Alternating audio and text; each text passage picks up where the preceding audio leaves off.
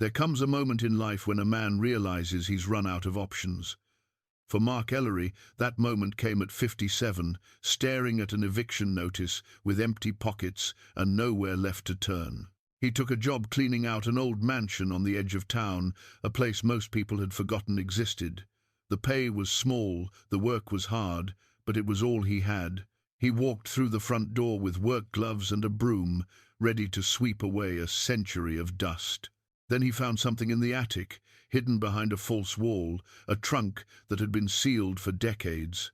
But what could be so valuable that someone would hide it away for generations? Before we jump back in, tell us where you're tuning in from, and if this story touches you, make sure you're subscribed, because tomorrow I've saved something extra special for you. Mark Ellery sat at his kitchen table in the pre-dawn darkness.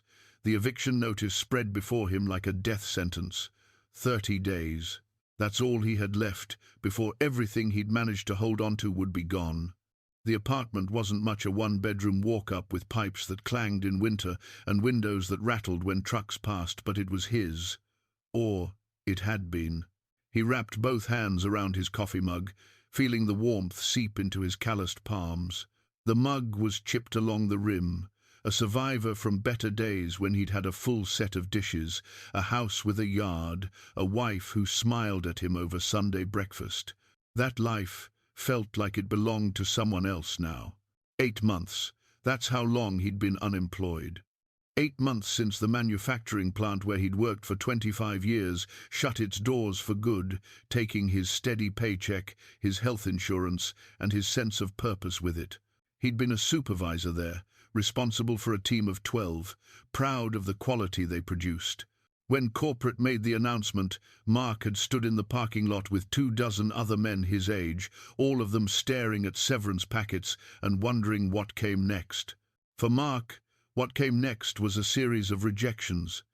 Too old for entry-level positions, too experienced for anything that paid what he needed, too specialized for the few jobs that existed in a town where the main employer had just vanished. He'd applied everywhere, retail, stores, warehouses, even the grocery store where he'd shopped for 20 years. Nothing. The world had moved on without him, and at 57, he was supposed to simply accept it. His daughter Krista's college acceptance letter was still tucked in his wallet, creased from handling. She'd earned a full academic scholarship to the state university, but scholarships didn't cover everything. There were fees, books, housing costs that added up faster than he could count. She'd deferred enrollment, taken 2 jobs instead, one at a restaurant, another at a retail store, telling him it was just for a year, that she wanted to save money first. But Mark knew the truth. She was working because he couldn't provide for her anymore. The guilt sat heavy in his chest, a constant ache that no amount of coffee could wash away. His son, Kenneth, was across the state, struggling with his own young family, a new baby, medical bills, a wife who worked nights while Kenneth worked days, so someone was always home with the child. They were drowning too, just trying to keep their heads above water. Mark couldn't ask them for help. He was supposed to be the one they turned to, not the other way around. His ex-wife Lorraine had remarried 3 years ago. Her new husband owned a car dealership, drove a luxury sedan, took her on cruises. Mark was happy for her, or tried to be, but every time he saw her, he felt the weight of his own failure. She'd moved on to security and comfort. He'd moved backward into uncertainty and shame. The phone rang at 7:30, startling him from his thoughts. Unknown number, probably a debt collector. He almost didn't answer, but something made him pick up. "Mr. Ellery, this is Harold Caldwell. I'm an attorney handling the Thornhill estate." The voice was formal, clipped. "I understand you've been doing odd jobs around town." Mark straightened in his chair. "Yes, sir. Maintenance, cleaning, whatever needs doing. I have a job that might interest you. It's a week's work, cash payment, $500. Are you available?" $500. Mark's rent was $850, but $500 would buy him time, maybe cover the late fees that were piling up. "Yes, I'm available. What's the job?" There's a property on Maple Street, the old Thornhill Mansion. Do you know it? Everyone in town knew the Thornhill Mansion, or knew of it. A massive Victorian structure that had stood empty for decades, slowly decaying behind overgrown hedges and a rusted iron gate. As a young man, Mark used to drive past it with friends, daring each other to climb the fence, making up stories about ghosts and buried treasure. No one ever did climb that fence. The place had an air of abandonment so complete it felt wrong to disturb it. "I know it," Mark said. "It needs to be cleared out. Every room, top to bottom. The trust that owns it has finally decided to prepare it for sale. I need someone reliable who can work independently. References checked out your former supervisor at the plant spoke highly of you." Mark felt a flutter of something he hadn't experienced in months. Not quite hope, but maybe its distant cousin. Someone had spoken highly of him. Someone thought he was reliable. "I can do it. When do you want me to start?" "Today, if possible. I'll meet you there at 9 with the keys and a walkthrough." After the call ended, Mark sat very still, letting the information settle. $500 for a week's work wasn't much. It worked out to less than minimum wage for the hours he'd need to put in, but it was something. More than that, it was work. Real work. Something to do besides send out applications that went nowhere and watch his bank account dwindle towards zero. He showered, put on his work clothes, jeans worn soft at the knees, a flannel shirt that had seen better days, steel-toed boots that were the last remnant of his plant job. In the mirror, he barely recognized himself. When had his hair gotten so grey? When had those lines carved themselves so deep around his eyes? The drive to Maple Street took 10 minutes. The mansion loomed at the end of a circular drive, 3 stories of faded grandeur behind that infamous iron gate. Harold Caldwell was already there, a thin man in an expensive suit that looked out of place against the decay. The lawyer handed him a heavy ring of keys. "Every door should open with one of these. Clear out everything, furniture, boxes, whatever you find. There's a dumpster being delivered this afternoon. Anything salvageable, set aside in the carriage house." "Questions?" Mark looked up at the structure. Paint peeled from the siding in long strips. Several windows were broken, covered with plywood. The front steps sagged in the middle. "Who lived here?" Caldwell shrugged. "The Thornhill family originally. Made their fortune in manufacturing after the war, the first one. The house passed through some relatives, sat in a trust for the last 50 years. No direct heirs that we can locate. It's a shame, really. Beautiful place in its time." After the lawyer left, Mark stood alone in what had once been a grand foyer. Dust covered everything in a thick blanket. A crystal chandelier hung overhead, half its prisms missing. The hardwood floors, visible beneath the grime, were intricate parquet in a herringbone pattern. Crown moulding detailed every corner, hand-carved with leaves and flowers. Someone had loved this house once. Someone had chosen every detail with care. Mark pulled on his work gloves and got started. The first 3 days passed in a haze of physical labor. He worked room by room, hauling out furniture that fell apart when he touched it, boxing up dishes and linens that crumbled with age. His back ached, his lungs filled with decades of accumulated dust. But he kept working, methodical and thorough, because this was what he knew how to do. He knew how to show up, put in the hours, finish the job. He found fragments of lives in every room. Photographs in tarnished silver frames showed a family from another era, a stern man in a military uniform, a woman in pearls, 2 children in formal clothes, toys in a nursery, books in a library, clothes still hanging in closets. It was as if everyone had simply walked away one day and never come back. On the 4th day, Mark climbed to the 3rd floor, to what had been the servants' quarters. The rooms up here were smaller, plainer, with narrow windows and sloped ceilings. In one room, the wallpaper hung in strips, revealing older layers beneath. He started pulling it away, curious about what was underneath. That's when he noticed the seam.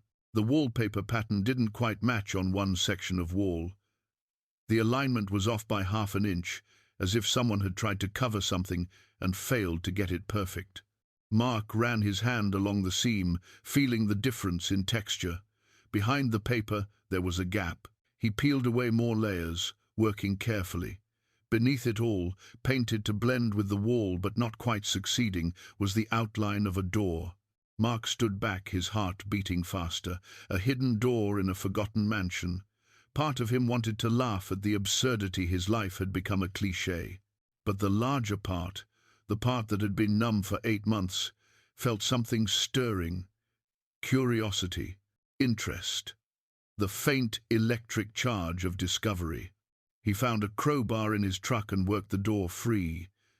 It opened with a shriek of rusted hinges onto a narrow staircase leading up into darkness. Mark clicked on his flashlight and started climbing. The attic air was thick and stale, untouched for so long it felt solid in Mark's lungs. His flashlight beam cut through the darkness, illuminating dust particles that swirled in lazy spirals. The space was cramped, the ceiling barely 6 feet high at its peak, sloping down to knee-height at the edges. Mark had to duck as he moved deeper inside. The attic ran the full length of the house, cluttered with the detritus of a century. Furniture covered in white sheets stood like ghosts in the darkness. Wooden crates were stacked against one wall, their labels faded to illegibility. Trunks and boxes filled every available space, creating narrow pathways between islands of abandoned possessions. Mark worked his way through methodically, checking each container.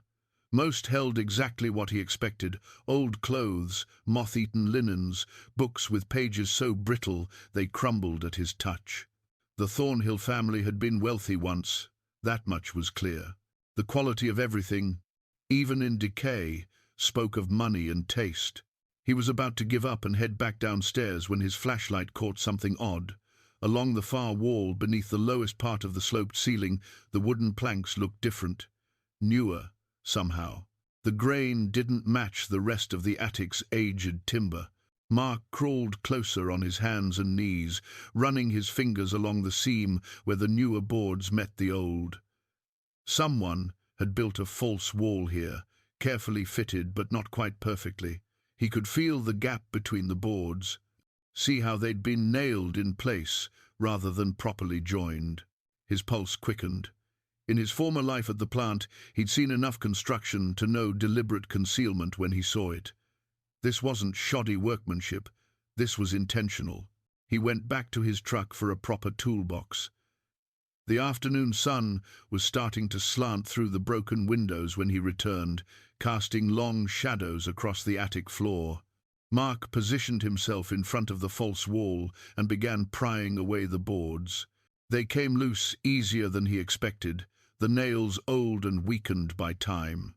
Behind the wall was a shallow space, maybe 2 feet deep, carved out of what should have been solid structure.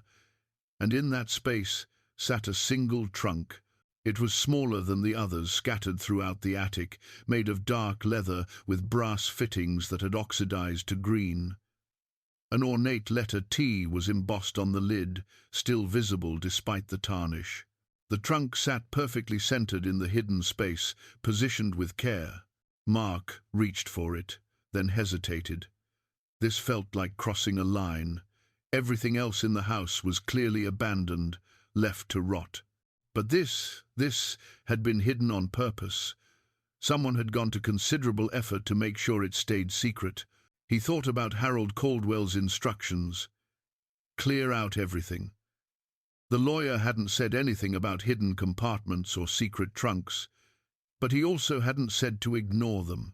Mark's hands made the decision before his mind finished debating. He pulled the trunk toward him. It was heavy, substantial. Something was definitely inside. The lock was a simple brass padlock, old-fashioned but sturdy. Mark tried the keys Caldwell had given him, but none fit. He sat back on his heels, considering his options. He could call the lawyer, report the find, let someone else decide what to do with it. But $500 was all he was getting for this job.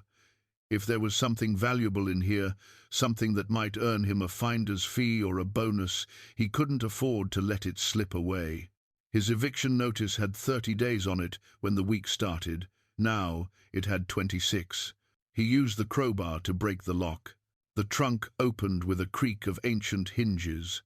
Inside, the smell of old paper and leather rose up, musty but not unpleasant. Mark's flashlight revealed stacks of documents, carefully arranged and remarkably well preserved in their hidden sanctuary.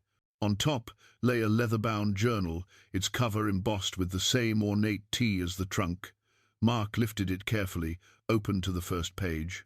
The handwriting was precise, masculine, confident. Journal of James Thornhill, Captain, United States Army, 1943. Mark's breath caught. He'd seen the photographs downstairs. The stern man in the military uniform. This had been his. He turned the pages slowly, reading entries written in foxholes and field camps across Europe. James Thornhill had documented his war experience with remarkable clarity. Not the grand sweep of history, but the small human moments. The exhaustion, the fear, the bonds between men facing death together. But as the journal progressed through 1944 and into 1945, a different thread emerged. References to letters from home, to business concerns, to something not being quite right. James mentioned his business partner, Richard Holbrook, with increasing unease. Holbrook writes that he's made necessary decisions in my absence, one entry read. But the tone troubles me. Eleanor shares my concern. She mentions transactions she wasn't consulted about, documents she wasn't shown. I trust my wife's instincts. Something is wrong. Mark flipped ahead, looking for more. The entries became more worried as James prepared to return home. The war is ending. I should feel nothing but relief. Instead, I feel dread. What will I find when I get back? The journal ended in December 1945, with James safely home, but the business troubles unresolved. I will get to the bottom of this. I owe it to my family, to the men who worked for me, to my own honor. Whatever Holbrook has done, it will come to light. Mark set the journal aside and examined the other contents of the trunk. There were letters, dozens of them, bound with faded ribbon. Legal documents, their seals still intact, photographs, stock certificates, a thick folder of business correspondence. He checked his watch. Nearly 6 in the evening. He'd been in the attic for hours, so absorbed in the discovery that he'd lost track of time. The light coming through the windows was fading to dusk. Mark made a decision that would change everything. He loaded the trunk into his truck, covered it with a tarp, and drove it home to his apartment. He told himself he just needed time to examine everything properly, to understand what he'd found before reporting it. He told himself he'd call Caldwell tomorrow, explain everything, but deep down, he knew he was crossing a line. This trunk had been hidden for a reason. Someone had gone to great lengths to keep these documents secret, and now Mark was taking them, removing them from the house, making them his responsibility. He carried the trunk up to his apartment in the dark, grateful that his neighbors kept to themselves. Inside, he locked the door and set the trunk on his kitchen table. For a long moment, he just stood there, looking at it. Then he opened it again and began to read in earnest. The letters told a story of growing desperation. James Thornhill had returned from the war to find his business partnership in shambles. Holbrook had made decisions that James never approved, shifted assets in ways that seemed designed to push James out of his own company. And then, abruptly, the correspondence ended. Mark found James Thornhill's obituary tucked among the papers, February 1947, dead at 52. Cause of death: heart attack. But there was something else, buried deeper in the trunk. A letter from Eleanor Thornhill to a lawyer, dated March 1947. I do not believe my husband died of natural causes. I believe he was murdered, And I believe Richard Holbrook is responsible. Mark sat back in his chair, the letter trembling in his hands. This was no longer just a cleaning job. This was something much bigger, much more dangerous. And he was now in possession of evidence that someone had wanted to stay buried for 3/4 of a century. His phone buzzed. A text from Krista. "How's the new job going, Dad?" Mark looked at the trunk, at the scattered documents, at the words "murdered" in Eleanor Thornhill's desperate handwriting. He texted back, "It's going fine, sweetheart, just fine." But as he looked at the trunk full of secrets, he knew nothing about this was fine at all. Mark didn't sleep that night. He sat at his kitchen table under the single overhead light, the trunk's contents spread before him like pieces of a puzzle he was only beginning to understand. Coffee grew cold in his mug as he worked through document after document, building a timeline of what had happened to the Thornhill family. Captain James Thornhill's war journal was just the beginning. Behind it, Mark found 11 more journals, spanning from James's childhood in 1910 through to that final entry in December 1945. The man who emerged from these pages was thoughtful, principled, devoted to his family and his workers. He'd built Thornhill Manufacturing from a small workshop into a major employer, treating his people fairly and building something he hoped to pass to his children. The business partner, Richard Holbrook, appeared in the journals as early as 1938. A college friend of James's, charming and ambitious, who'd proposed a partnership that would bring in capital for expansion. James had hesitated but ultimately agreed, drawn by Holbrook's enthusiasm and business acumen. The decision, Mark could see now, had been a terrible mistake. While James served overseas, Holbrook had systematically repositioned the company's assets. The correspondence between James and his wife Eleanor told the story in fragments. Eleanor wrote about meetings she wasn't invited to, decisions made without her knowledge, paperwork that appeared and disappeared from James's home office. "Mr. Holbrook assures me these are routine matters," Eleanor wrote in one letter from 1944. "But I cannot shake the feeling that something is profoundly wrong. Your father built this company with his own hands. Now it feels as though it's slipping away from us, while you're thousands of miles from home, unable to protect what's yours." James's responses showed his growing alarm. He'd tried to manage the situation from Europe, writing letters to lawyers and accountants, demanding explanations. But the war had made communication slow and unreliable. By the time James returned home, Holbrook's transformation of the company was nearly complete. Mark found the smoking gun around 3 in the morning. It was a letter, written in shaky handwriting on personal stationery, dated June 1960. The signature at the bottom read, "Richard Holbrook. I am writing this as a dying man," it began. "The doctors give me weeks at most, and I find I cannot leave this world without acknowledging what I have done." Mark's hands trembled as he read. Holbrook confessed to everything, forging James's signature on business documents while he was overseas, creating fraudulent debt records, systematically transferring assets into his own name. He'd planned it all carefully, taking advantage of James's absence and the chaos of wartime record-keeping. When James returned and began to investigate, Holbrook wrote, "I knew I would be exposed, but I had come too far to turn back. I had built a life on what I had taken. I could not give it up." The letter stopped short of confessing to murder, but the implication hung heavy in the careful phrasing. James Thornhill had died suddenly in February 1947, just as he was preparing to file legal action against his partner. The convenient timing was impossible to ignore. "I tell myself it was his heart, that the stress of discovering my betrayal simply proved too much for him," Holbrook wrote. "Perhaps that is even true, but I know I am responsible for his death, whether my hand struck the blow or not." The letter had never been sent. Holbrook had written it, signed it, sealed it in an envelope addressed to Eleanor Thornhill, but he'd never mailed it. Perhaps his courage had failed.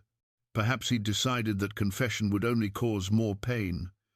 Either way, the letter had ended up in this trunk, hidden away with all the other evidence of what he'd done. Mark read the confession 3 times, making sure he understood every word. This was real. This was proof.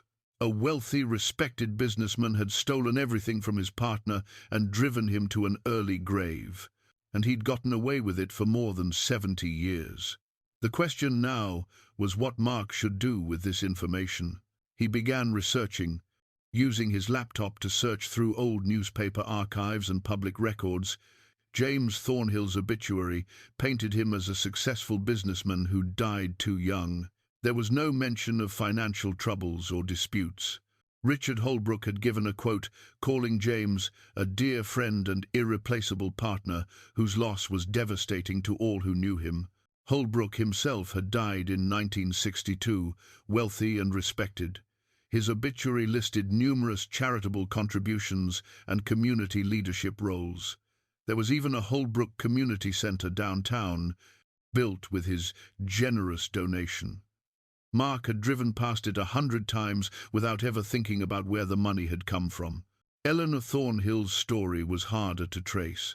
Mark found her obituary from 1951. She died just 4 years after her husband, at age 56. The brief notice mentioned she was survived by her daughter, Catherine. No mention of the business, the fortune, or the home she'd lost. Catherine Thornhill had married someone named Lawrence Ashford in 1952. Mark found the marriage record, then birth records for 2 children, Margaret in 1954, Peter in 1956. The trail grew fainter after that. The Ashford family had apparently left town, perhaps unable to bear living in the shadow of what had been taken from them. By the time dawn broke, Mark had filled a notebook with names, dates, and connections. He'd photographed every document in the trunk with his phone, creating a digital backup. He knew he should call Harold Caldwell, report what he'd found, hand everything over to the proper authorities. But something held him back. Maybe it was knowing that the legal system had failed Eleanor Thornhill when she tried to seek justice. Maybe it was understanding how easily powerful people could make inconvenient truths disappear. Or maybe it was simpler than that. Maybe he just needed to believe that one person, even someone as powerless as he was, could still make a difference. His phone rang at 7:30. Krista, calling before her morning shift at the restaurant. "Just checking on you, Dad," she said. "You seemed weird when we texted last night." "I'm fine, sweetheart. Just tired. This job is bigger than I expected. Are they paying you enough? You shouldn't let people take advantage." Mark looked at the trunk, at the evidence of a family destroyed by greed and betrayal. "No one's taking advantage, I promise." After they hung up, Mark made a decision. He would finish the cleaning job at the mansion. He needed that $500, but he would also find out what happened to Catherine Thornhill's children. If they were still alive, they deserved to know the truth about their grandfather. They deserved to know that their family hadn't simply failed, but had been deliberately destroyed. And if finding them meant Mark might somehow benefit, might find a way out of his own desperate situation, well, that didn't make the truth any less important. He showered, dressed, and drove back to the mansion as the sun rose over the town. The house looked different now, knowing what secrets it had held. Mark stood in the foyer, looking up at the grand staircase, imagining Eleanor Thornhill climbing those steps, grieving and alone, trying to hold on to what remained of her life. "I'll make this right," he said to the empty house. "Somehow, I'll make this right." He didn't know yet that his promise would put him in danger. He didn't know that powerful people would do anything to keep the past buried. He only knew that for the first time in 8 months he had a purpose beyond mere survival. And sometimes purpose is enough to keep a man going. The week at the mansion stretched into 10 days. Mark told Harold Caldwell he needed more time to do the job properly, and the lawyer agreed without much interest. The truth was, Mark spent his days clearing rooms and his nights obsessively researching the Thornhill family, unable to let go of what he'd discovered. Eleanor Thornhill's letters formed the heartbreaking core of the trunk's contents. Mark found dozens of them, carbon copies she'd kept of correspondence sent to lawyers, police officers, business regulators, anyone who might listen to her claims about her husband's death and the theft of their company. Every letter followed the same pattern. Eleanor would present her case clearly and logically, citing specific documents and transactions. She would explain her suspicions about James's sudden death. She would request an investigation, legal assistance, any kind of help. And every response followed the same pattern too. Polite regrets, explanations about insufficient evidence, suggestions that grief had clouded her judgment, doors closing one after another until Eleanor had nowhere left to turn. "They treat me as though I am hysterical," she wrote to her sister in 1948, "as though a woman's concerns are merely emotional vapor, unworthy of serious consideration. But I know what I know. James was healthy and strong. He was preparing to confront Richard with evidence of fraud. And then, suddenly, his heart simply stopped. No one finds this convenient timing suspicious except me." Mark felt rage building as he read. Eleanor had been right about everything. She'd seen the truth clearly, while everyone around her chose willful blindness. And she'd died without ever seeing justice, dismissed and forgotten. He found documentation of how the business had been absorbed into Holbrook's holdings. Legal papers showed property transfers. Eleanor forced to sell the mansion's valuable contents piece by piece to survive. The house itself had been preserved through some complicated trust arrangement, but it stood empty, a shell of what it had been. Catherine's letters to her mother, written when she was a young woman, showed her own attempts to continue the fight.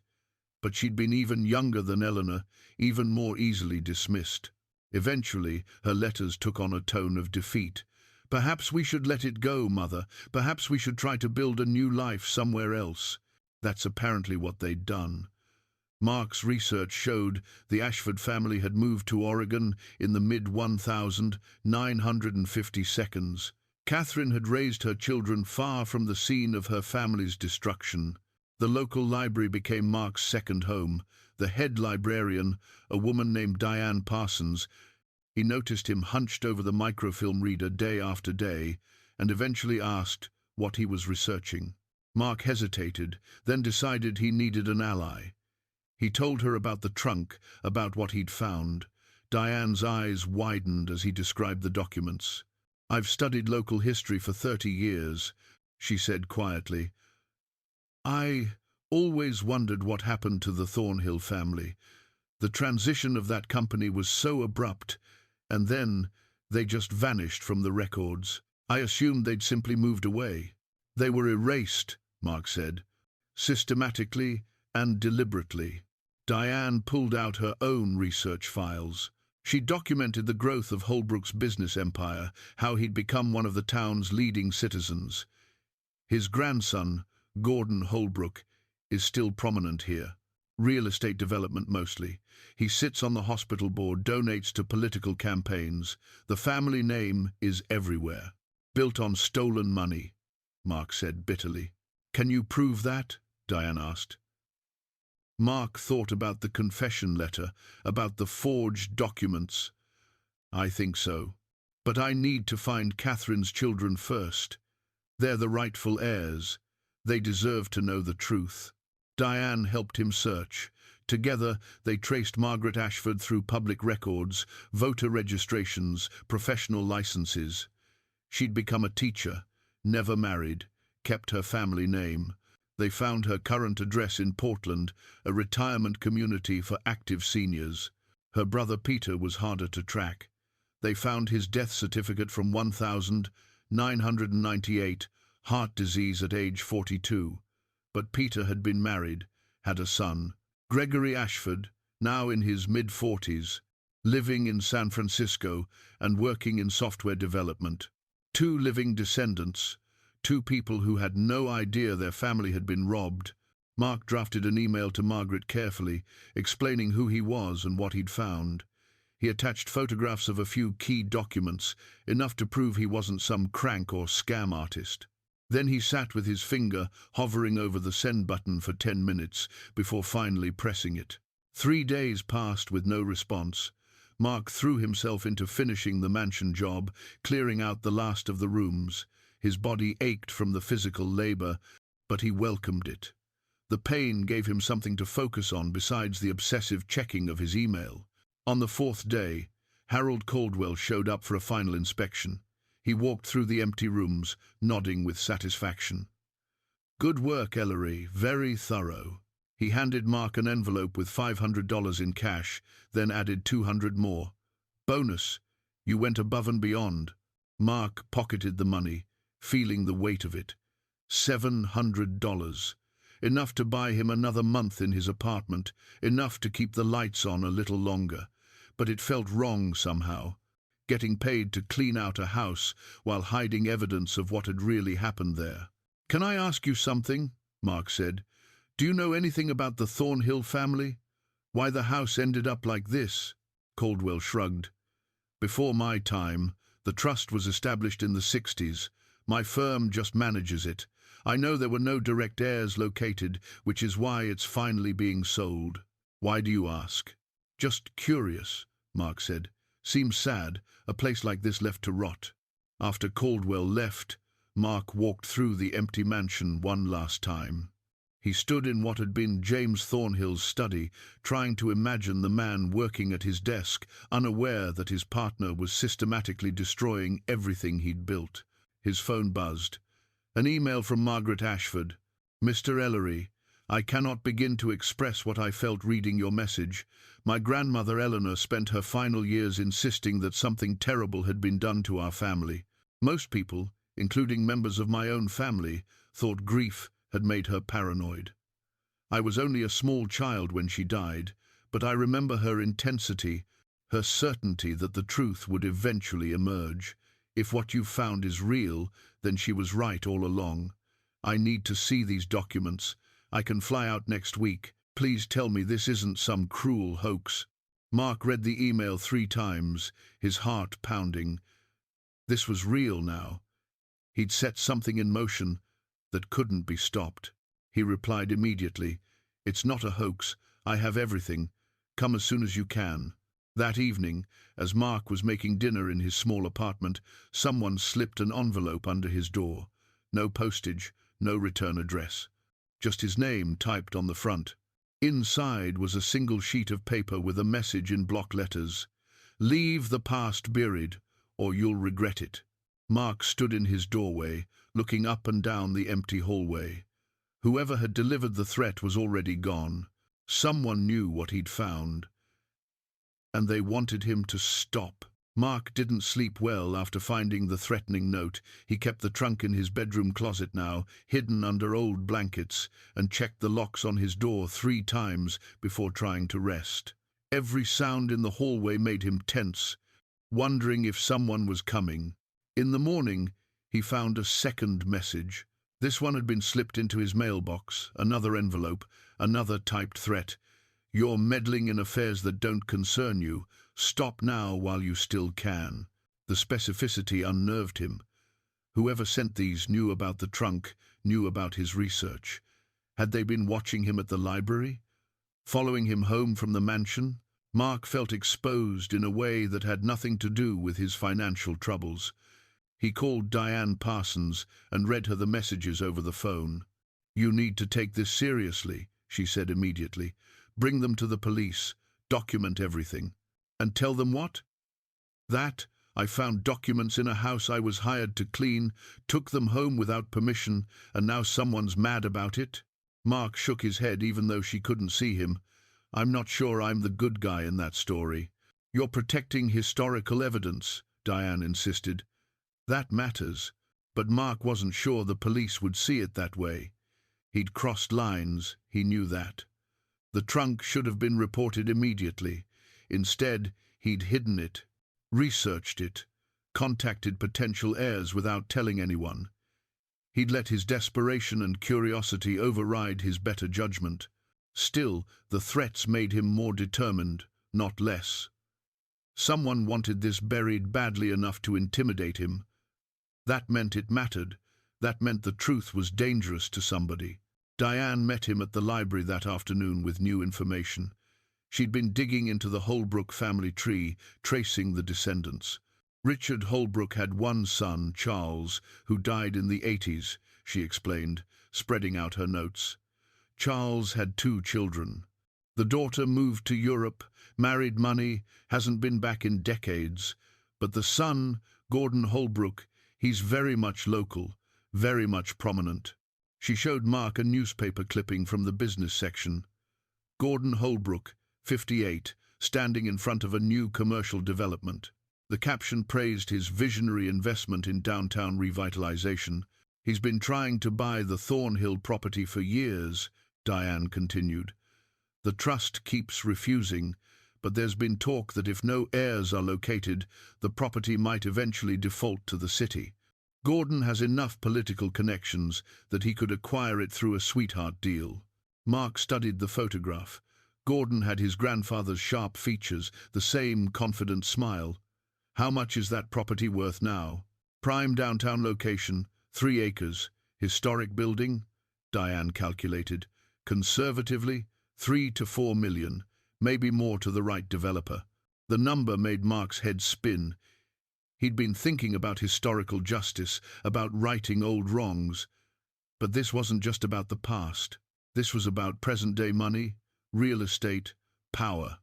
If the fraud was proven, if the Thornhill heirs could establish their claim, Gordon Holbrook stood to lose millions. "You think he sent the threats?" Mark asked. "Or someone working for him?" Diane said. "He has a lot to lose if this comes out. Not just the property, his family's reputation is built on Richard Holbrook's supposed business genius. If it turns out his grandfather was a thief and possibly a murderer, that changes everything." Mark's daughter Krista called that evening. She always seemed to sense when something was wrong, even from a distance. "You sound stressed, Dad. Is everything okay?" Mark looked at the trunk, at the threatening notes spread on his table. "Just tired, sweetheart. How are your classes going?" She'd enrolled in 2 courses at the community college, still working both jobs, but determined to keep moving forward. She talked about her psychology class, about a paper she was writing on generational trauma. Mark listened, proud and guilty, in equal measure. "I've been thinking," Krista said carefully. "Maybe I should take next semester off, save more money, help you out with rent until you find something steady." "Absolutely not," Mark said firmly. "You keep going to school. I'm figuring things out." After they hung up, Mark sat in the dark, thinking about what Krista had said. Generational trauma. The Thornhill family had certainly experienced that injustice passed down through the decades, shaping lives that came after. Catherine growing up in poverty after her family's wealth was stolen, her children raised with the shadow of that loss, even if they didn't fully understand it. And now it was Mark's generation facing economic displacement, watching opportunities evaporate, unable to provide for their children the way their parents had provided for them. Different circumstances, same feeling of powerlessness against forces too large to fight. Maybe that's why this mattered so much to him. It wasn't just about the Thornhills anymore. It was about believing that truth and justice could still win, that one person standing up could make a difference. Margaret Ashford arrived on a Tuesday morning. Mark met her at a coffee shop downtown, arriving early to claim a corner booth where they could talk privately. He'd brought his laptop with the scanned documents, organized into folders by date and type. Margaret was 70, elegant in a way that spoke of inner strength rather than wealth. She had her grandmother Eleanor's eyes, Mark thought, the same intensity and intelligence. She carried a worn leather folder that she set carefully on the table. "I brought what I have," she said after they'd introduced themselves. "Family photographs, some of Eleanor's letters that my mother kept. Not much, but it's all we have left of them." She opened the folder with hands that trembled slightly. Inside were black and white photographs of the Thornhill family in better days.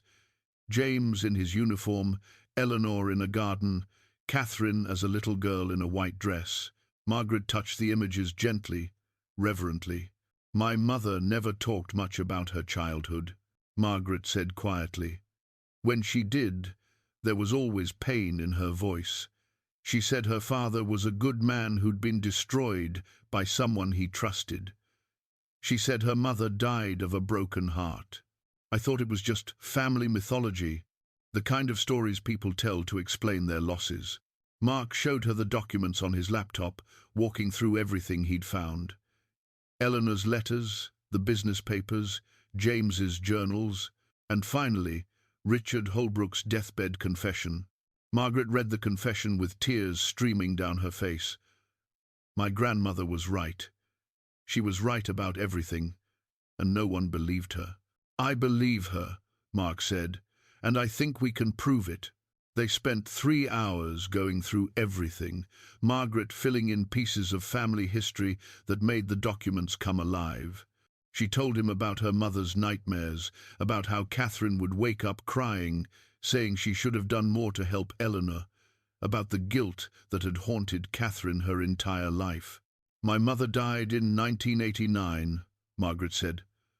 I wish she could have known the truth would finally come out. She has grandchildren? Mark asked. My brother Peter died young. Heart problems, the same thing that killed our grandfather, supposedly. But Peter had a son, Gregory. He's in California, works in technology. Smart kid, though I guess he's not a kid anymore. Mid-40s now. Does he know the family history? Some of it. Enough to know we were wronged. But without proof. Margaret looked at Mark with gratitude and something like wonder. You found proof. You found what Eleanor spent years searching for and never could locate. As they were preparing to leave, Margaret suddenly gripped Mark's arm. That man over there, across the street, in the black car. I think he's been watching us. Mark turned casually, spotting the vehicle. Tinted windows, expensive model, idling at the curb. As soon as Margaret pointed it out, the car pulled away smoothly into traffic. How long has he been there? Mark asked. Since before you arrived. I noticed when I was waiting for you. They were being watched. The threats hadn't been empty. Mark walked Margaret to her hotel, both of them checking over their shoulders. At the entrance, she turned to him with determination in her eyes. We're not backing down, are we? No, Mark said. We're not. The physical threat arrived the next morning. Mark found it when he left his apartment to meet Margaret for breakfast, another envelope, but this one thicker, more substantial. Inside was a letter printed on expensive stationery, along with photographs. The photographs showed Mark at the library, at the coffee shop with Margaret, entering his apartment building. Someone had been following him for days, documenting his movements. The surveillance was professional, the images clear and detailed. The letter was more direct than the previous notes. Mr. Ellery, you are interfering in matters beyond your understanding. The Thornhill property dispute was settled legally decades ago. Your current actions constitute theft and possibly fraud. Cease all contact with the Ashford family and return any materials you removed from the property or face legal consequences. You have 48 hours to comply. It was signed by a law firm Mark didn't recognize. He looked them up online, a prestigious downtown practice that listed Gordon Holbrook among their major clients. Mark's hands shook as he called Margaret at her hotel. They met at a busy diner, choosing a booth where they could see the entrance. Mark showed her the letter and photographs. Margaret's face hardened as she examined them. They're trying to intimidate us, she said. It's working, Mark admitted. I'm scared. I'm a 57-year-old man with no job and no money. These people have lawyers and resources and connections. What do I have? The truth, Margaret said firmly, and you have me. My nephew Gregory is flying in tomorrow. He's bringing his own lawyer, someone who specializes in estate law and fraud cases. We're not alone in this. But Mark felt alone. That night, lying in his small apartment with the trunk hidden in his closet, he wondered if he'd made a terrible mistake. He could still back out, return the trunk, apologize, fade back into the obscurity of unemployment and poverty. No one would blame him, except he would blame himself, and Krista would eventually find out he'd chosen safety over truth. He couldn't face that. His son, Kenneth, called the next morning just to check in. "How's the job hunt going, Dad?" Mark almost told him everything, the trunk, the threats, the choice he was facing. But Kenneth had his own struggles, a new baby, bills piling up. He didn't need his father's problems added to his load. "Still looking," Mark said. "Something will come up." After they hung up, Mark stared at his phone. His children were working so hard, trying to build lives in an economy that seemed determined to grind them down. Just like the Thornhill descendants, carrying the weight of losses they hadn't caused, paying for failures that weren't theirs. Maybe that's what finally decided him. He was tired of accepting that the powerful always won, that ordinary people just had to endure whatever happened to them. For once, maybe the truth could matter more than money or influence. Gregory Ashford arrived that afternoon with his lawyer, a sharp-eyed man named Philip Constantine. They gathered in Margaret's hotel room, spreading documents across every available surface. Philip reviewed everything with professional thoroughness, making notes and occasionally asking questions. After 2 hours, he sat back and gave his assessment. "The civil case is strong," he said. The confession letter, combined with the forged business documents and Eleanor's contemporaneous correspondence, establishes a clear pattern of fraud. The criminal case is impossible statute of limitations.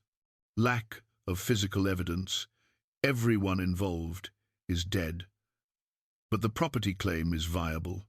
Viable how? Gregory asked. He was younger than Mark expected, energetic and intense, wearing jeans and a tech company t-shirt. If we can prove the original business seizure was fraudulent, we can argue that all subsequent property transfers were invalid. The mansion should have passed to Catherine Thornhill, then to you and your aunt. It was never legitimately Holbrook property to put in a trust. "How much are we talking about?" Gregory asked. "The property itself, 3 to 4 million, possibly more. But there may be other assets traceable to the original fraud. This could get complicated." Margaret shook her head. "I don't care about the money. I want my grandmother's name cleared. I want people to know she wasn't crazy or paranoid. She was right." "The money matters," Gregory said quietly. "Not because we need it, I'm doing fine financially, but because it's justice. They stole from our family. They built their fortune on what they took from us. Making them pay is part of making it right." Mark listened to them debate, feeling like an outsider. This was their family, their legacy, their decision. Philip turned to him. "Mr. Ellery, we need to address your situation. You removed property from a house you were hired to clean. Technically, that's problematic." "I know," Mark said. "However, the property was abandoned and you had legitimate access. More importantly, you preserved historical evidence that might otherwise have been destroyed. I think we can defend your actions. But you need to be prepared for legal pressure. The Holbrook family will come after you hard." "They already are," Mark said, showing him the threatening letters. Philip's expression darkened. "This is witness intimidation.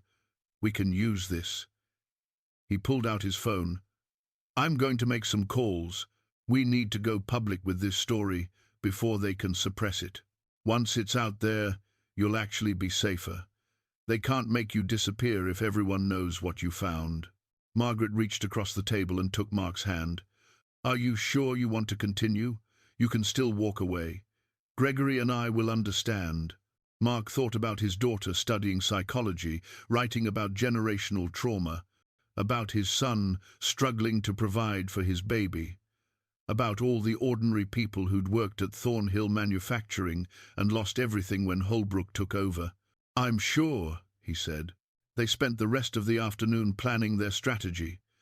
Philip would contact a reporter he knew, someone trustworthy who could break the story properly. Margaret would prepare a statement about her family's history. Gregory would organize the digital evidence, creating backups and secure storage. Mark's role was simpler: tell the truth about how he found the trunk and what made him investigate further. As the sun set, Philip made a final call. "Okay," he said. "I've got a reporter from the newspaper interested. She wants to meet tomorrow morning.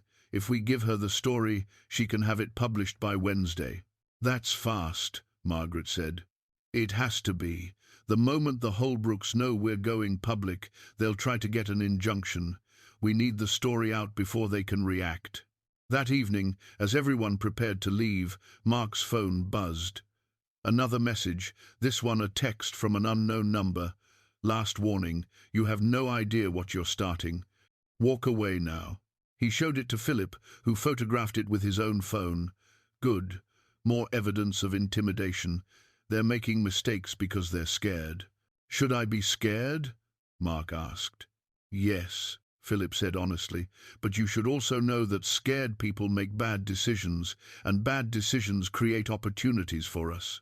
Mark walked back to his apartment through the darkening streets, hyper-aware of every car that passed, every person who glanced his way.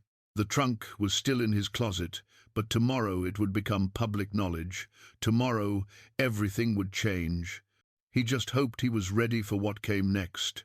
Margaret couldn't sleep.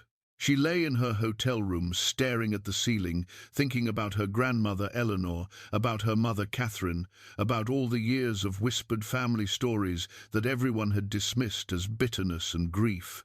Now, finally, validation was within reach. She got up and made tea, then pulled out her laptop. Mark had sent her all the scanned documents, organized into folders. She'd reviewed most of them, but something nagged at her. A feeling that she'd missed something important. She opened the folder containing photographs of the trunk itself. Mark had been thorough, documenting everything before removing any items. The interior shots showed the leather lining, the brass fittings, the careful arrangement of documents. Margaret zoomed in on one image, studying the trunk's construction. Her grandfather James had been meticulous about details. Everything he owned had been quality, built to last. This trunk was no exception. She pulled up another image, this one showing the empty trunk after Mark had removed all the contents. Something about the proportions seemed wrong. The interior looked shallower than the exterior suggested it should be. She called Mark. It was nearly midnight, but he answered on the second ring. "The trunk," she said without preamble. "Do you still have it?" "In my closet." "Why?" "I need to see it." "Now." "Can I come over?" 30 minutes later, Margaret stood in Mark's small apartment, examining the trunk under the overhead light. She ran her hands along the interior, pressing against the leather lining. "Here," she said, finding what she was looking for. "The bottom. It's too high." Mark knelt beside her. She was right. The interior bottom of the trunk sat at least 3 inches higher than the exterior bottom suggested it should. "Another hidden compartment," Mark breathed. They worked carefully, finding the seam in the leather where it had been glued over the false bottom. Mark used a thin knife to separate the material, revealing a shallow space beneath. Inside was a single slim volume, a diary smaller than the journals they'd already found, bound in faded blue leather. Margaret lifted it out with trembling hands and opened to the first page. "Property of Catherine Thornhill," she read aloud. "Private, 1948. Her mother's diary. From when Catherine was just 17 years old." They read it together, Mark holding a flashlight steady while Margaret turned the pages. The early entries were typical of a teenage girl: complaints about school, observations about boys, small rebellions against her grieving mother's strictness. Then the tone shifted dramatically. "March 15th, 1947, just weeks after James Thornhill's death. I saw something tonight that I cannot unknow," Catherine had written. "Mother thinks I was asleep, but I heard raised voices. Father's study door was closed, but I crept down the hallway and listened. Father was alive then, shouting at Mr. Holbrook about forged signatures and stolen money. Mr.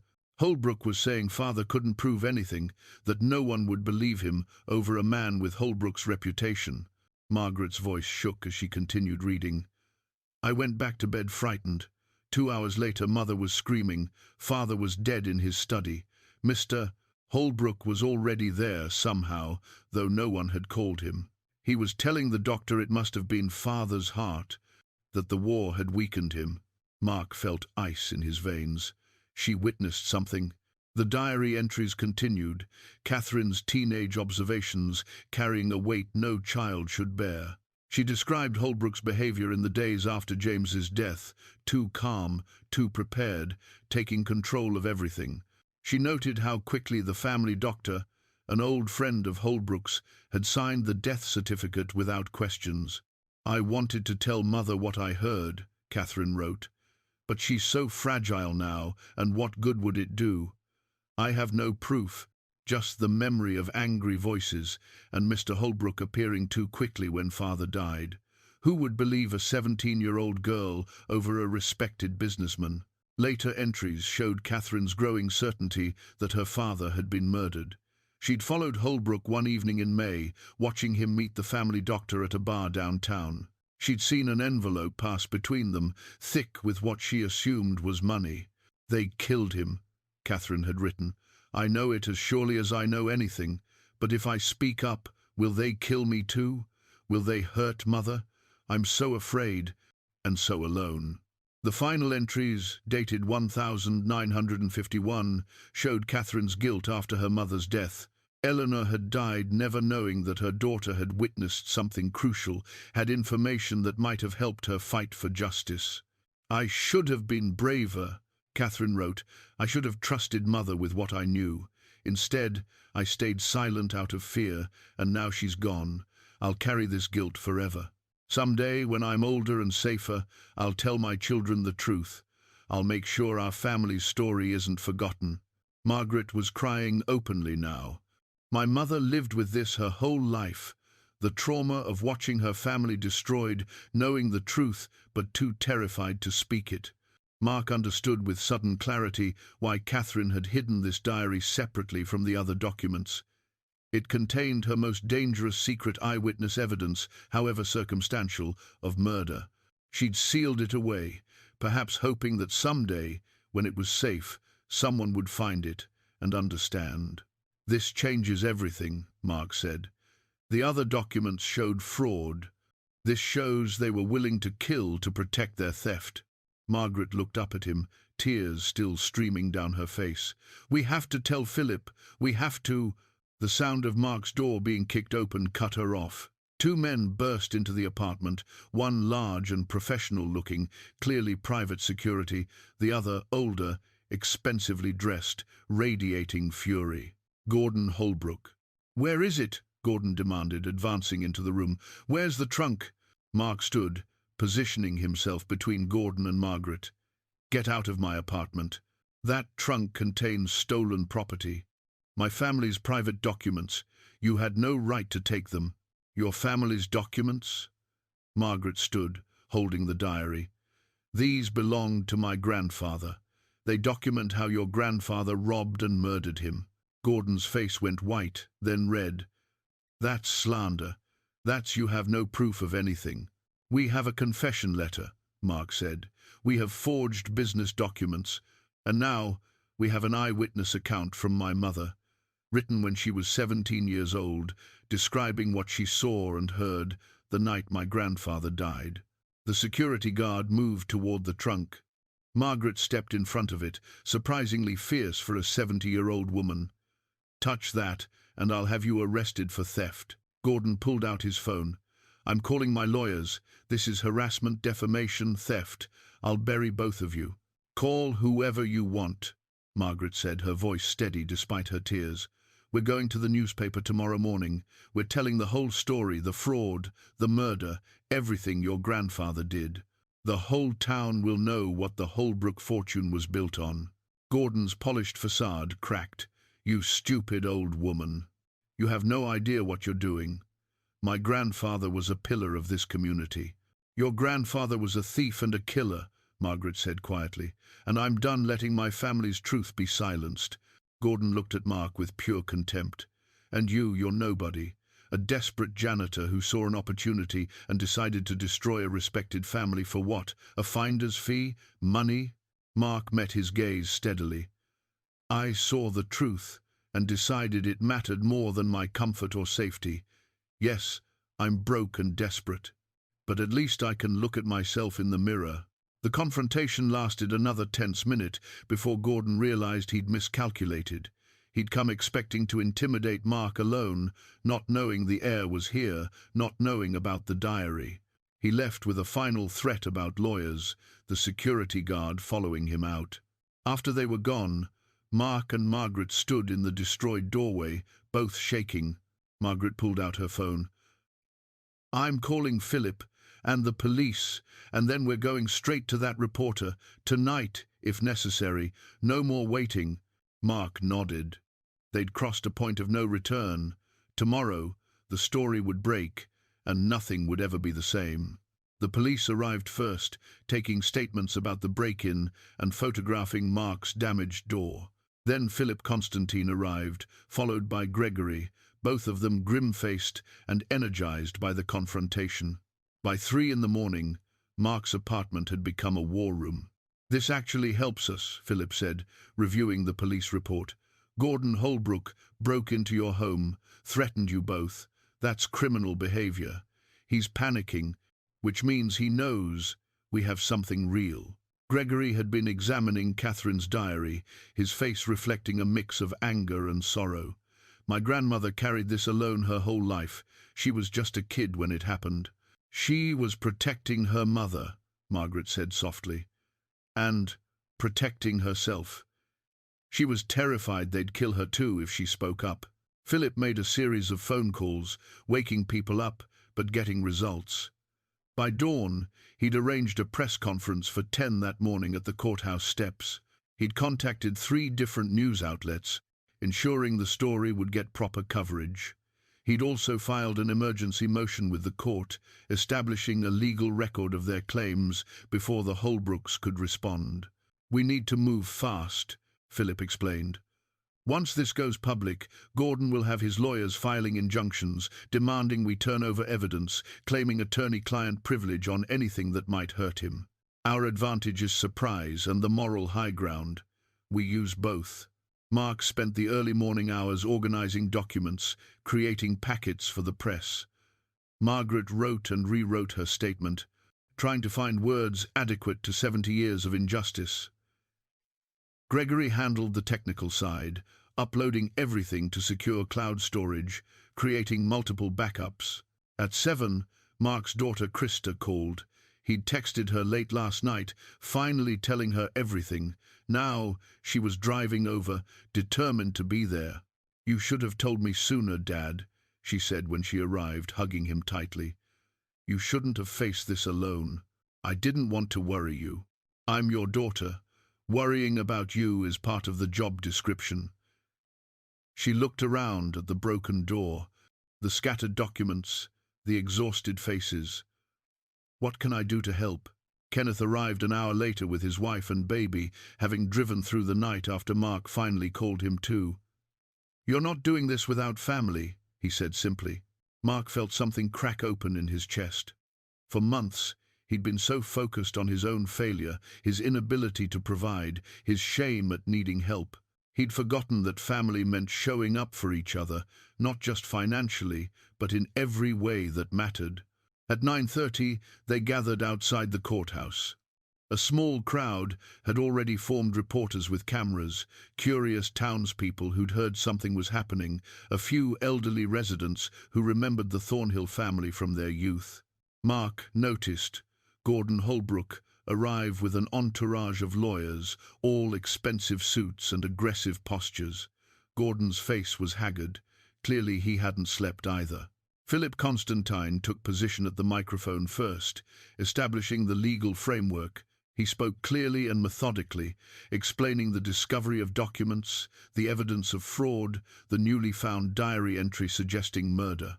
Then Margaret stepped forward.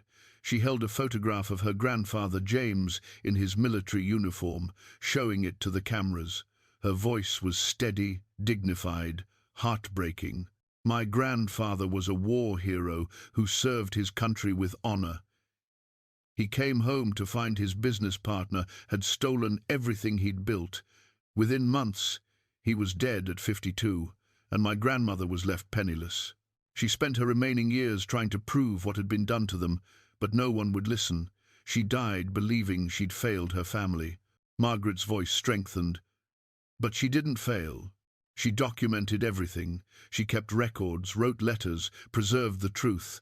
And now, finally, that truth is coming to light. Gregory spoke next, holding up Catherine's diary. My grandmother was 17 when her father died. She heard him confronting Richard Holbrook about fraud. 2 hours later, he was dead. She witnessed things that terrified her into silence. She carried that trauma her entire life. Mark's turn came last. He stood at the microphone, aware of how ordinary he looked compared to everyone else, an unemployed man in a second-hand suit, barely holding on financially. But maybe that was the point.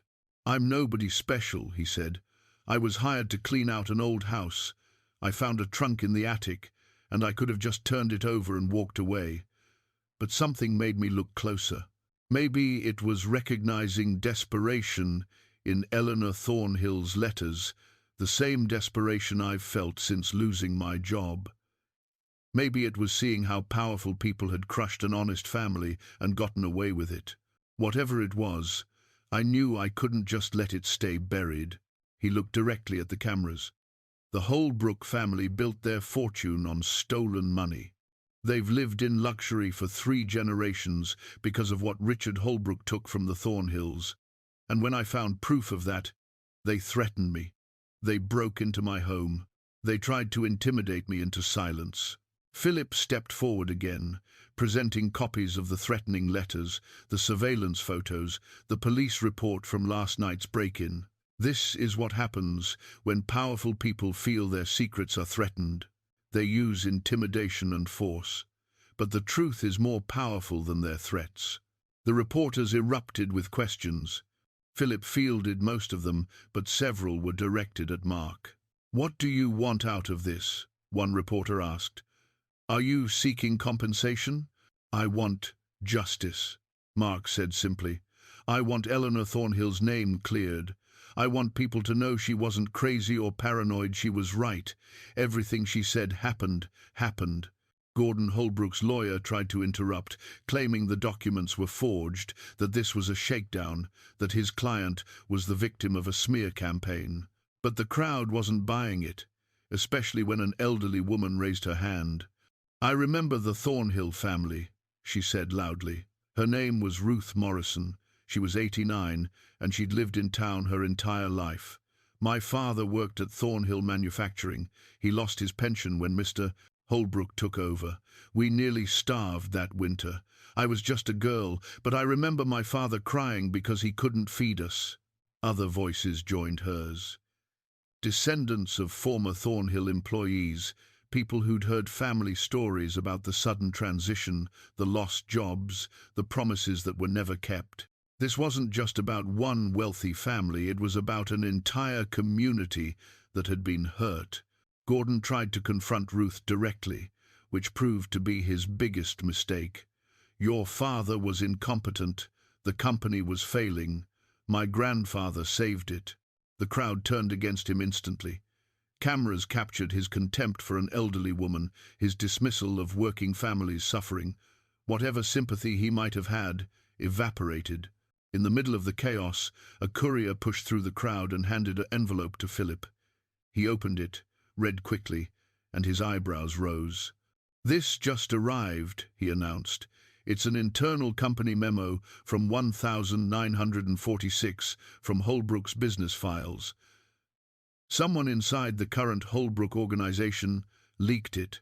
It shows Richard Holbrook planning the takeover of Thornhill assets months before James Thornhill's death. It mentions eliminating obstacles and ensuring cooperation. The smoking gun, proof of premeditation." Gordon's face went ashen. Mark watched it all unfold, feeling surreal. 24 hours ago, he'd been terrified and alone. Now he stood surrounded by family, by allies, by a community that had rallied around the truth. Whatever happened next, they'd already won something important. They'd made the truth matter. The press conference descended into controlled chaos. Reporters shouted questions, cameras flashed, and Gordon Holbrook's lawyers tried desperately to regain control of the narrative. But the leaked memo had changed everything. Philip Constantine held up the document for the cameras. This internal memo, dated November 1946, outlines specific strategies for taking control of Thornhill Manufacturing. It was written 3 months before James Thornhill's death. It discusses how to neutralize opposition and secure permanent control of assets. That could mean anything, Gordon's lead attorney protested. You're reading sinister intent into normal business language. Normal business language doesn't include planning to take over your partner's company while he's serving overseas. Philip shot back. This is premeditation. This proves Richard Holbrook was planning to steal the business long before James Thornhill died. Margaret stepped forward again, her composure remarkable given the circumstances. She held up a leather-bound family Bible, its pages yellowed with age. "This belonged to my great-grandmother," she said. "It contains our family's birth records, marriage certificates, and a complete family tree going back to 1870.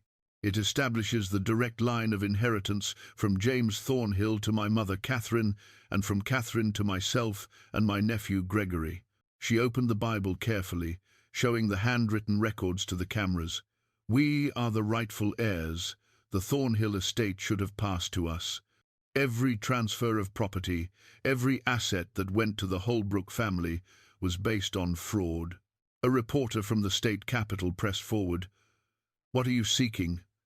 "Restitution, criminal charges." "Criminal charges are impossible," Philip acknowledged. "Everyone directly involved is deceased, and the statute of limitations expired decades ago. But the civil case is very much alive. We're seeking recognition that the original property transfers were fraudulent, which means the Thornhill mansion and any traceable assets should revert to the legitimate heirs." "How much money are we talking about?" another reporter asked. "The property alone is worth $3 to $4 million, Philip said. "But there may be other assets. We'll need a full forensic accounting to determine the complete scope of what was stolen." Gordon pushed forward, his polished veneer completely shattered. "This is extortion. These people show up with convenient documents and expect everyone to believe a 70-year-old conspiracy theory? The documents have been authenticated," Philip said calmly. "We've had handwriting experts verify James Thornhill's journals and Eleanor's letters. The confession from Richard Holbrook matches his known handwriting. Catherine's diary has been confirmed by multiple sources. This isn't theory, it's documented fact." Krista squeezed Mark's hand as they stood watching the confrontation unfold. Kenneth held his baby daughter close, protecting her from the jostling crowd. Mark felt overwhelmed by gratitude that his children had come, that they stood with him despite the risk. The police chief, who'd been observing from the sidelines, stepped forward. "We're opening an investigation into the historical aspects of this case. While we can't prosecute crimes from 1947, we can examine the evidence and provide an official assessment for the historical record." That statement seemed to deflate Gordon further. Even if he avoided criminal liability, his family's reputation was being destroyed in real time. The Holbrook name, prominent for 3 generations, was now synonymous with theft and possibly murder. A journalist, Mark, recognized from the local newspaper, Irene Walsh, asked the question that mattered most. "Mr. Ellery, you're the one who found these documents. What made you keep investigating, instead of just handing them over?" Mark thought carefully before answering. "I read Eleanor Thornhill's letters. I saw how hard she fought to be heard, how everyone dismissed her concerns because she was a grieving widow without power or connections. I've spent the last 8 months feeling invisible, like I don't matter because I lost my job and couldn't find another one. I know what it feels like to be dismissed. He looked at Margaret, at Gregory, at the crowd of ordinary people who'd come forward with their own family stories. Eleanor Thornhill mattered, her truth mattered. And if someone like me, nobody special, just a guy cleaning houses, if I could help prove that, then maybe I matter too. Maybe we all matter, even when the powerful try to make us feel like we don't. The crowd erupted in applause. It wasn't about the Thornhills anymore, Mark realized. It had become about every person who'd ever been cheated by someone with more money and influence. Everyone who'd been told their truth didn't matter because they weren't important enough. Gordon's final attempt to regain control backfired spectacularly. He pointed at Mark and said loudly, "This man is a thief. He stole property from a house he was hired to clean. He's trying to profit from lies and fabricated evidence. He's desperate and broke, and he saw an opportunity to get money from my family." Before Philip could respond, Margaret spoke, her voice cutting through the noise. "Mr. Ellery found documents that were hidden in a house being prepared for sale. He could have destroyed them, ignored them, or sold them privately. Instead, he researched their authenticity, located the rightful heirs, and insisted we go public with the truth, even though he's been threatened and intimidated. He did all this, knowing he'd gain nothing personally except danger." She turned to face Gordon directly. "Your grandfather stole my grandfather's life's work and probably murdered him to keep it. Your family has lived in luxury for 70 years on money that wasn't yours. And when someone finally exposed that truth, you broke into his home and threatened him. Who's really the thief here, Mr. Holbrook?" The silence that followed was deafening. Every camera was pointed at Gordon, capturing his rage and humiliation. Then Harold Caldwell, the property lawyer who'd hired Mark, stepped forward from the crowd. Mark hadn't even known he was there. "I have something to say," Caldwell announced. "I've managed the Thornhill Estate Trust for 15 years. I've always found the arrangement suspicious, no heirs, yet the property never sold, held in limbo by legal mechanisms that seemed designed to keep it inaccessible. I've done some research of my own these past few days." He pulled out a folder. "I found evidence that the trust was structured specifically to prevent any Thornhill descendants from claiming the property. Richard Holbrook created it in 1962, shortly before his death, as a final insurance policy. He knew what he'd done, and he wanted to make sure no one could undo it." Caldwell looked at Margaret and Gregory. "The trust should never have been valid. It was based on the fraudulent claim that no heirs existed. I'm prepared to testify to that effect. And I'm prepared to offer Mr. Ellery a position as estate historian if the property reverts to the rightful owners. He's earned it." Mark stared, speechless. A job. A real job with purpose and meaning. The story was breaking national now. News helicopters circled overhead. Social media was exploding with the hashtags activists had created. This wasn't just a local scandal anymore. It was becoming a symbol of something larger. Justice delayed but not denied. Truth that refused to stay buried. Ordinary people standing up to power and winning. The press conference continued for another hour, but the outcome was already clear. Public opinion had turned decisively against the Holbrook family. Social media exploded with support for the Thornhills, with hashtags trending nationally within minutes. Gordon Holbrook's lawyers huddled with him at the edge of the courthouse steps, clearly arguing about damage control. Mark watched as Gordon's face cycled through emotions: rage, panic, calculation. Finally, Gordon broke away from his attorneys and approached Philip Constantine. "We need to talk. Privately." Philip glanced at Margaret and Gregory. "Anything you have to say can be said in front of my clients." Gordon's jaw tightened. "Fine. I'm prepared to offer a settlement. Full transfer of the mansion property to the Ashford heirs. plus financial compensation for the historical wrong done to their family. In exchange, you agree to stop making public statements about my grandfather's actions and drop any further legal claims. How much compensation? Gregory asked. $2 million, plus the property. That's more than generous given that you can't actually prove murder, just business fraud from 70 years ago. Margaret shook her head before Gregory could respond. This isn't about money, Mr. Holbrook. This is about the truth. My grandmother died believing she'd failed her family. My mother lived with trauma her entire life. I want the historical record corrected. I want my family's name cleared publicly. You'll destroy my family's reputation, Gordon said, his voice low and desperate. My grandfather made mistakes, I'll grant you that, but 3 generations of Holbrooks have built on that foundation. We've donated millions to this community. We've created jobs, supported charities, built hospitals. Are you going to erase all that good because of what one man did decades ago? Your grandfather didn't make mistakes, Mark said quietly. He stole a business, probably committed murder, and let an innocent woman die in poverty while he lived in luxury. And you, when faced with evidence of that, you threatened me and broke into my home. You're not victims here. Gordon turned on him with pure venom. You're nobody, a failed man with nothing. You found some old papers and decided to play hero. What do you get out of this? You think they'll give you money? You think this makes you matter? It already made him matter, Krista said, stepping forward to stand beside her father. He stood up for people who couldn't stand up for themselves. He chose truth over safety. That's more than you've ever done. The confrontation might have escalated further, but Irene Walsh, the newspaper reporter, called out a question that changed everything.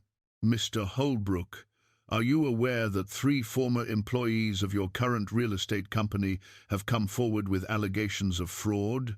They claim you've been using the same tactics your grandfather used, falsifying documents, manipulating property transfers, intimidating opposition. Gordon went pale. I don't know what you're talking about. I have statements from 2 accountants and a legal assistant, Irene continued, clearly relishing the moment. They say they've been documenting your practices for months, waiting for the right time to come forward. Apparently, your grandfather's apple didn't fall far from the tree. Philip's phone buzzed. He read the message and smiled grimly. That was the district attorney's office. They want to meet with us this afternoon. Seems like there might be grounds for criminal charges after all.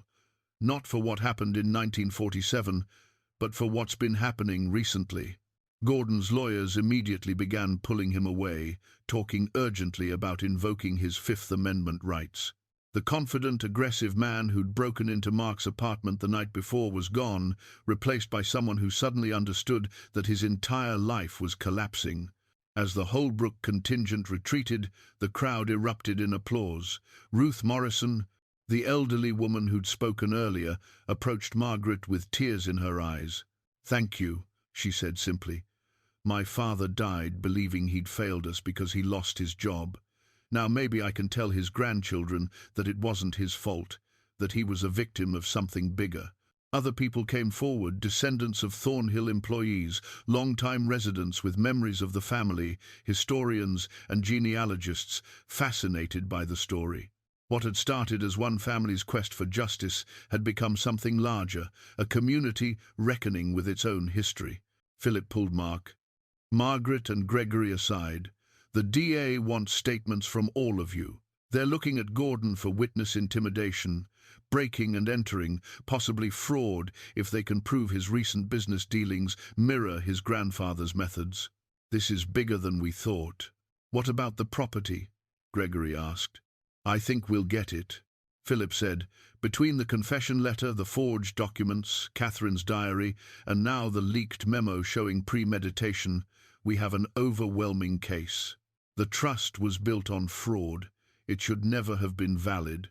Margaret looked at Mark. "None of this would have happened without you. You know that, right?" Mark felt his throat tighten. "I just found a trunk." "You found the truth," Margaret corrected. "And you fought for it when you had every reason to walk away. My grandmother would have been grateful. My mother would have been amazed. I'm just honored to have met you." Harold Caldwell approached them, carrying a folder. "Mr. Ellery, I meant what I said earlier. When this property transfers to the Ashford family, and it's going to become a historical site. We'll need someone to document its history, catalogue the artifacts, give tours, maintain the archives. The position pays $45,000 a year plus benefits. Are you interested?" Mark looked at his children. Krista was beaming, Kenneth nodding encouragement. A real job, steady income, purpose beyond just surviving. "Yes," Mark said. "I'm very interested." The rest of the day passed in a blur of interviews, legal meetings, and statements to the police. By evening, the story had gone fully national. News anchors were discussing it, legal experts weighing in, ethicists debating the questions it raised about historical justice and generational wealth built on theft. Mark returned to his apartment door, still broken from Gordon's forced entry, to find neighbors he'd barely spoken to in months, waiting with offers to help repair it.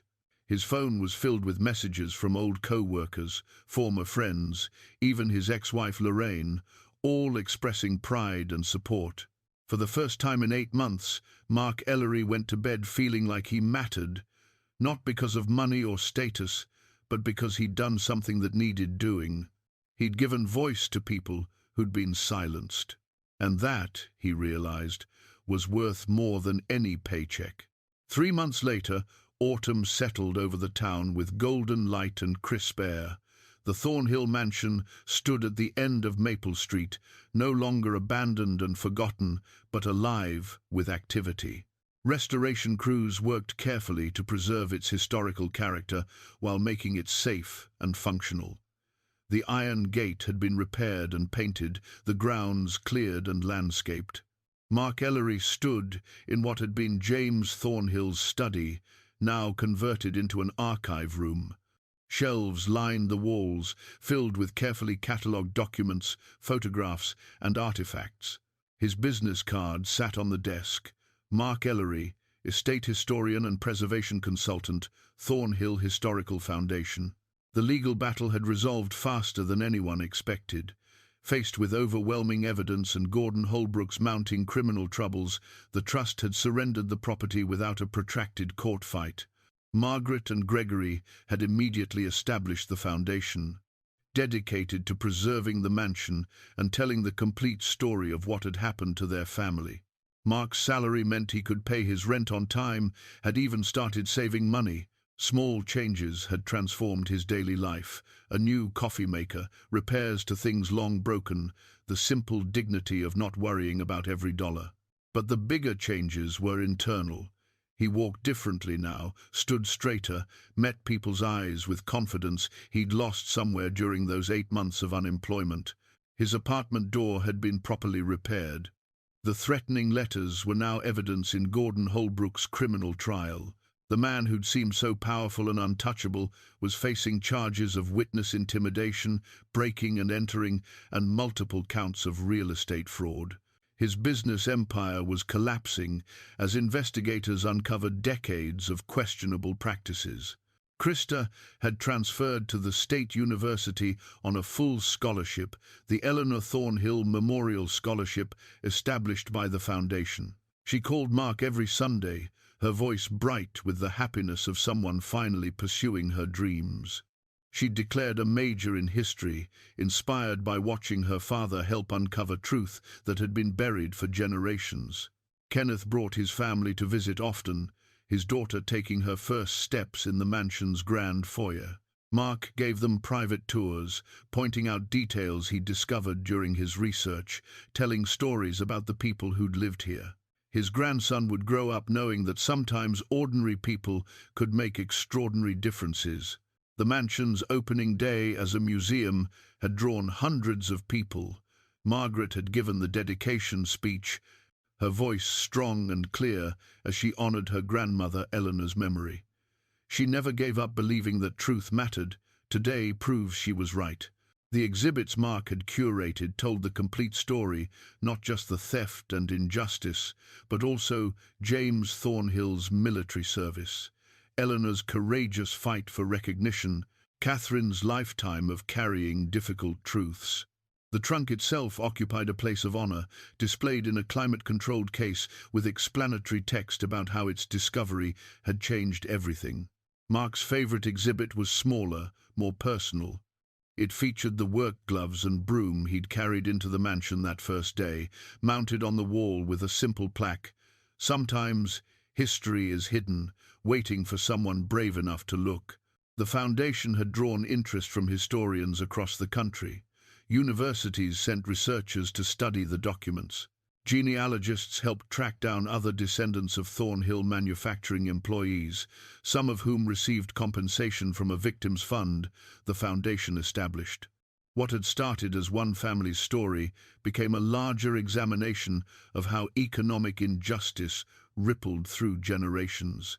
Ruth Morrison had contributed oral histories, as had other elderly townspeople who remembered the Thornhill family. The mansion hosted community events, now concerts, lectures, weddings in the restored garden. Everything James Thornhill would have wanted, Mark thought, a place that served and welcomed people rather than standing empty and isolated. Mark's personal life had improved in quieter ways. He was dating Patricia, a librarian who'd helped him with his research. Nothing serious yet, but companionship and conversation, the possibility of connection. His relationship with Lorraine had become genuinely friendly. She'd sent a card congratulating him, admitting she was impressed by what he'd accomplished. The local college had asked him to give a guest lecture about historical preservation and the importance of primary sources.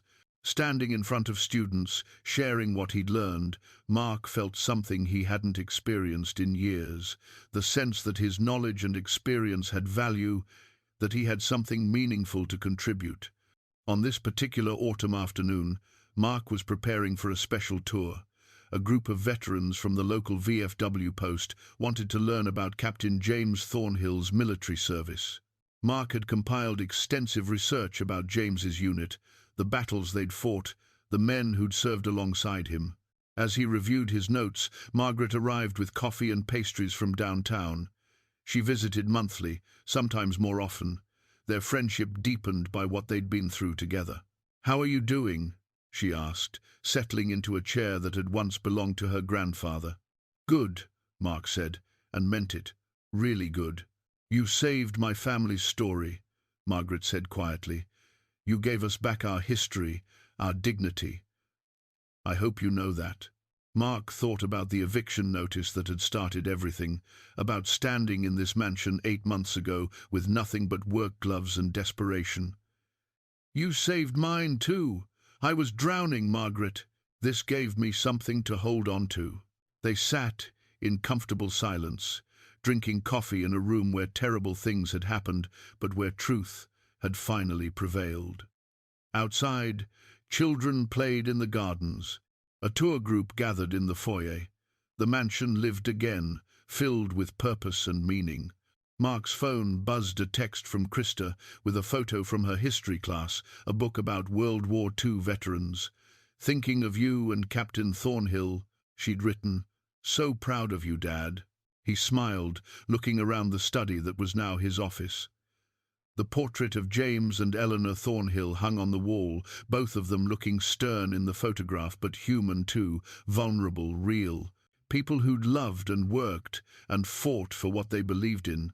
"Thank you," Mark whispered to them, "for hiding the truth where someone would find it, for not giving up, even when it seemed hopeless." He stood and walked to the window, looking out over the grounds he now helped maintain. The town spread beyond, familiar streets he'd driven for decades, now seeing them differently, not as the place that had rejected him, but as the place where he'd found purpose again. Mark Ellery had walked into this mansion with nothing but a job cleaning dust. He'd left with a future, with proof that one person's courage could matter. That truth was worth fighting for, even when you had nothing left to lose. The afternoon sun cast long shadows across the study. Mark picked up his tour notes and headed downstairs. He had work to do, stories to tell, history to preserve. and for the first time in a very long time, that was more than enough.